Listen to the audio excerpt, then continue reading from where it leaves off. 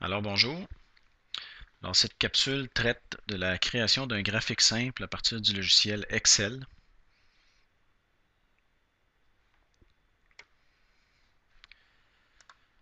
Ce que je vais vous présenter, c'est la création d'un graphique qui va illustrer la fréquentation d'un site internet qui s'appelle monsite.com.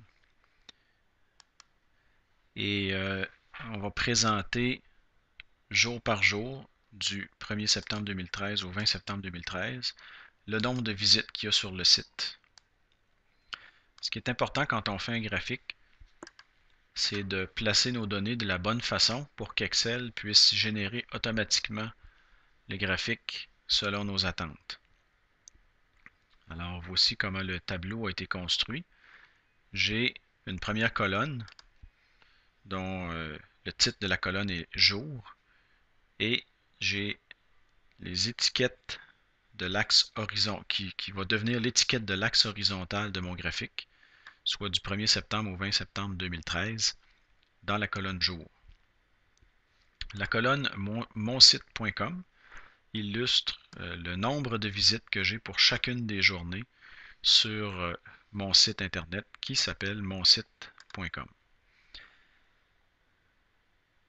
Alors pour insérer le graphique, je vais commencer par sélectionner la plage de données qui va me servir à démontrer, à illustrer les données que je veux mettre dans mon graphique. Alors dans ce cas-ci, c'est le tableau au complet incluant les étiquettes jour et mon site. Une fois que j'ai sélectionné ma zone de données, je vais aller sur l'onglet Insertion pour insérer mon graphique. Et là, on va regarder dans la section Graphique du ruban et sélectionner le type de graphique qu'on veut insérer.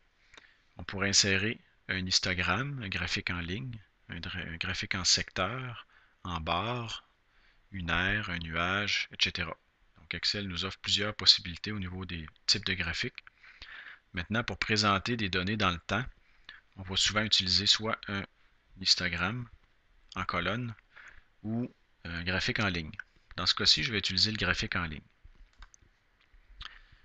Il y a plusieurs types de graphiques en ligne que je peux utiliser. Quand on positionne la souris sur le graphique, Excel nous donne une petite explication. Dans ce cas-ci, le graphique en courbe qui affiche la tendance dans le temps, date et année, sur différentes catégories ou sur différentes catégories. Et le graphique juste en dessous qui est courbe avec marque, qui est exactement le même graphique que le précédent, que le graphique courbe, mais cette fois-ci, on voit selon le pictogramme qu'Excel va nous afficher un point pour chacune des valeurs qu'on va mettre sur le graphique. Alors dans ce cas-ci, moi je vais sélectionner celui-ci, qui est le graphique courbe avec marque.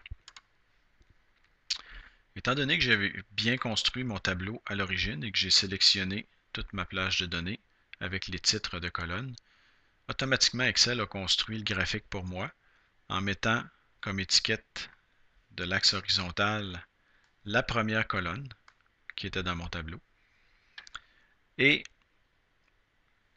comme série de valeurs la deuxième colonne qui est les chiffres ici sous la colonne monsite.com. Automatiquement, Excel a créé une légende pour mon graphique qui indique que la série qui est en bleu se nomme monsite.com et a donné un titre à mon graphique qui porte aussi la même étiquette que l'entête de la colonne monsite.com que je pourrais changer pour donner un titre plus significatif simplement qu'en cliquant sur le titre. Et je pourrais nommer mon graphique fréquentation du site monsite.com. Voilà. On peut noter ici qu'au niveau de l'identification de l'axe des X, il nous manque des jours. On passe du 1er septembre au 3 septembre, au 5 septembre. C'est simplement parce que le graphique est trop petit pour bien mettre l'ensemble des étiquettes. Je peux toutefois cliquer sur mon graphique et le redimensionner, le mettre un petit peu plus large. Automatiquement, Excel va ajuster le tout et mettre l'ensemble des étiquettes sur l'axe des X. Alors, c'est ce qui complète cette première capsule sur la création d'un graphique simple avec Excel.